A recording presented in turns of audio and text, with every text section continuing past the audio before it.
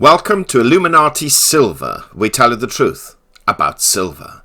Today is Wednesday the 15th of May 2019 and we're discussing President Trump's latest economic plan to solve the China trade war. And yes, it involves the Fed.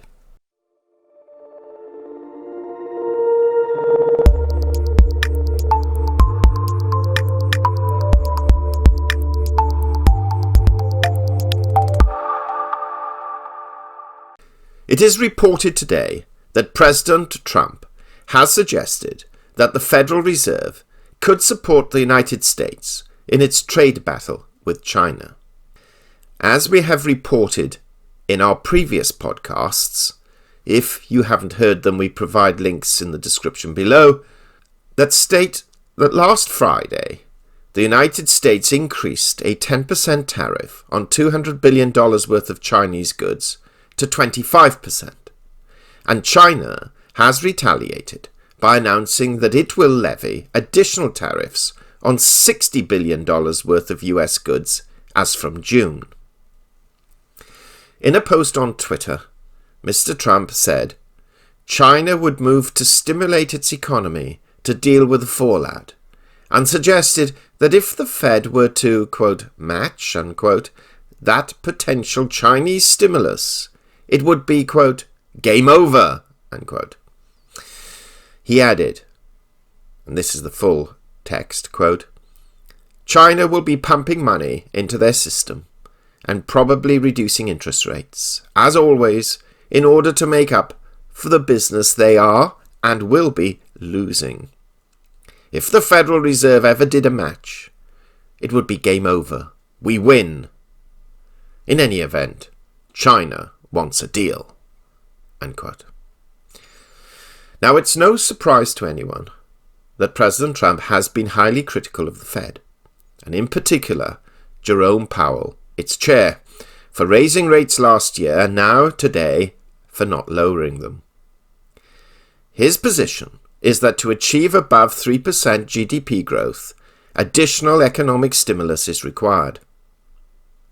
His administration has already implemented considerable deregulation, thereby reducing business costs, and recent tax cuts has at least helped stock markets and corporate and personal incomes to rise.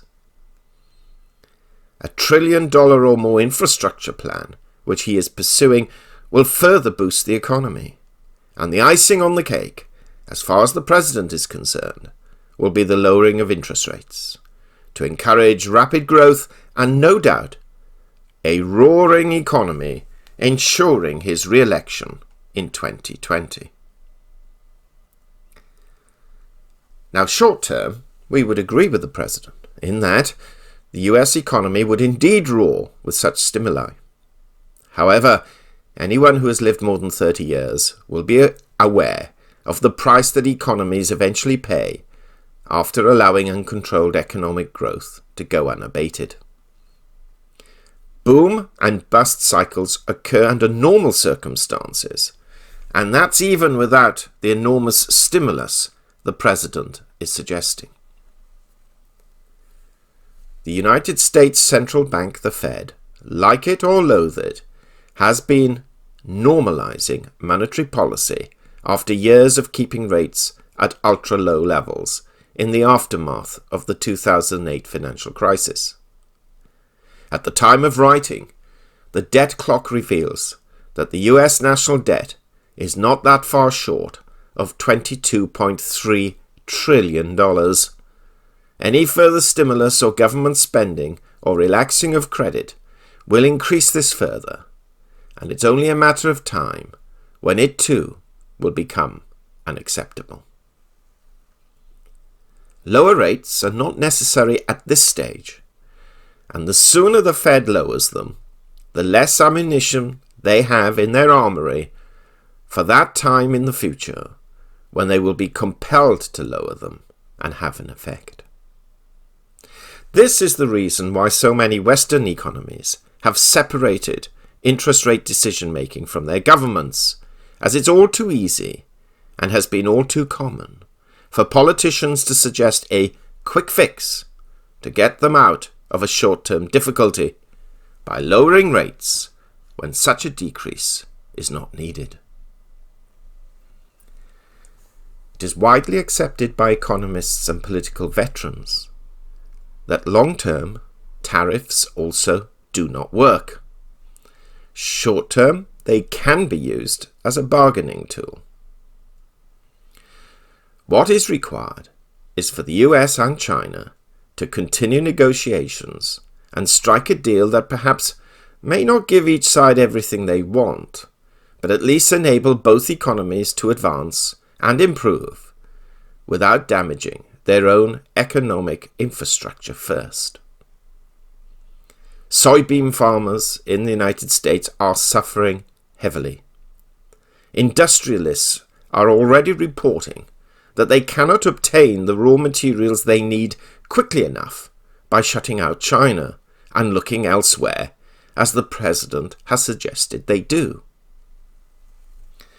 The one thing British Prime Minister Margaret Thatcher learned from the trade union's overthrow of her predecessor's government in the 70s was that before you embark on a battle with a powerful foe, you must prepare in advance.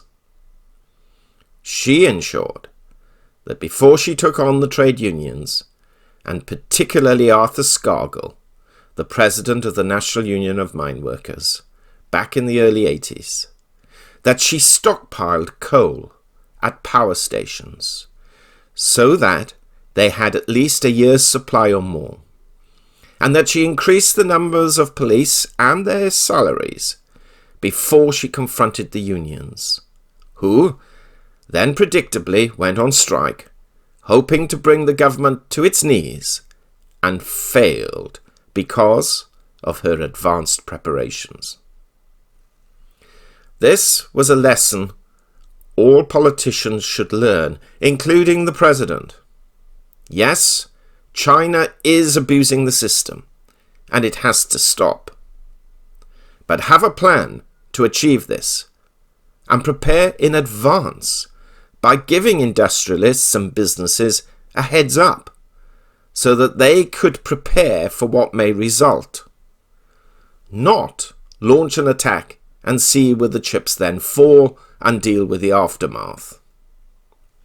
China is a long-term player and is used to its people suffering for the benefit of the state. It is not a democracy where the government is easily replaced as the result of an unpopular policy.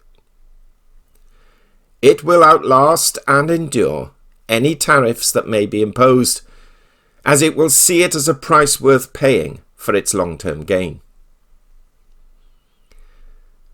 We have already suggested in an earlier podcast that China may even be willing to allow this trade battle to continue in the hope that the president loses the next election and that a more benign and accommodating president is elected in his place.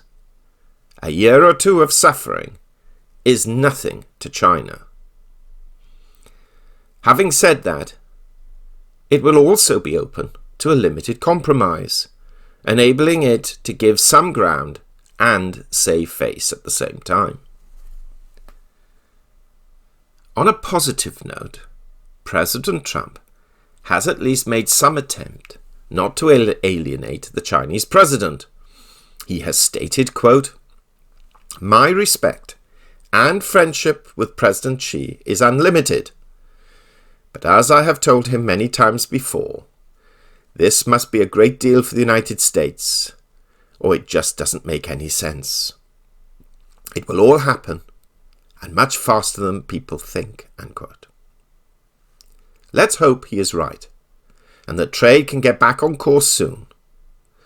But lowering interest rates is not the solution today, but will just serve to hasten the time when that inevitable financial collapse occurs. And for those wishing for such an event, if you're not an oligarch or phenomenally wealthy, it will prove very painful indeed. What do you think? Should the Fed lower rates? And will it help the US win the trade war? Do share your thoughts. We hope you have found this video interesting and informative, and if so, please give it a thumbs up and share it on social media. Please ensure that you have subscribed to our channel and press the bell sign so that you are notified of any future videos. Also, kindly visit our website at illuminatisilver.com, and if you haven't already done so, please subscribe either as a free or paying member for regular email updates and offers. Disclaimer: Illuminati Silver owners come from a background of banking, international wealth management and economics. Having now retired from these worlds, we are not qualified to give investment advice. Therefore, this and other productions must not be deemed to be giving such advice and merely represent the personal views of its owners.